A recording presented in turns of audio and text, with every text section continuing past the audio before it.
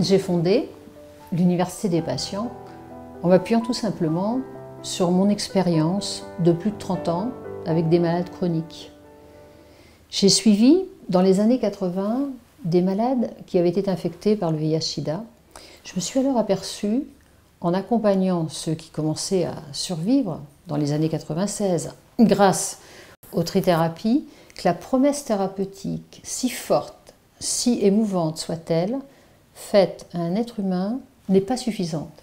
Car comme le disent souvent les malades, avoir des traitements, c'est bien, mais il faut pouvoir inventer la vie qui va avec.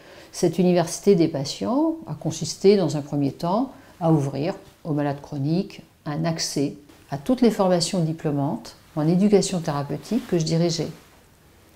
Le succès a été immédiat. À ce jour, en 2013, ils sont 75 à avoir suivi jusqu'au bout l'un de nos cursus. L'Université des patients propose des formations courtes de 40 heures, un diplôme universitaire et un master en éducation thérapeutique. Certains malades étudiants, ayant déjà obtenu leur master, ont intégré des écoles doctorales. Ces malades viennent étudier pour plusieurs raisons. Ils peuvent être orientés par leurs associations et de fait, le suivi d'un cursus diplômant valide et légitime ce qu'ils font déjà et renforce aussi leur association.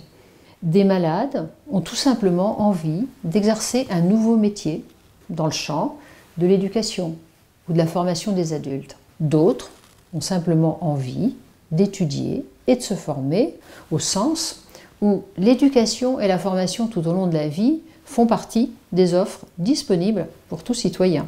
Comment entre-t-on à l'Université des patients?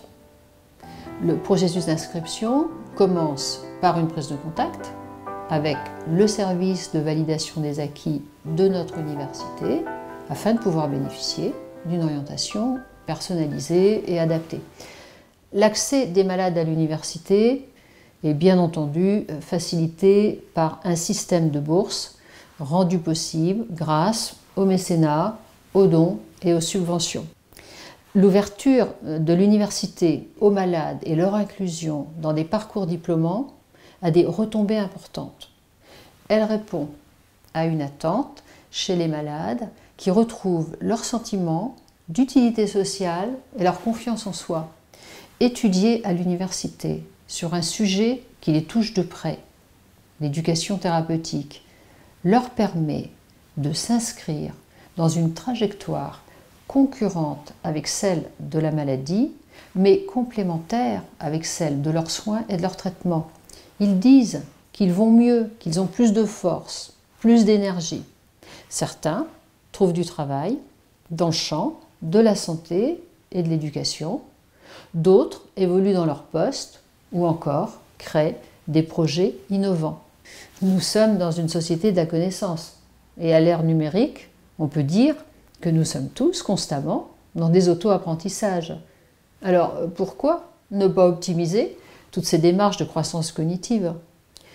C'est avec ces certitudes que je souhaite aujourd'hui donner un nouvel élan à l'Université des patients en transformant ce qui a commencé en un véritable projet d'envergure qui permettra de déployer les savoirs et connaissances acquises avec un nombre suffisamment important de patients diplômés qui ne peut être atteint que par un processus structuré d'extension, nous serons en mesure d'apporter une nouvelle dimension à la prise en charge des malades chroniques.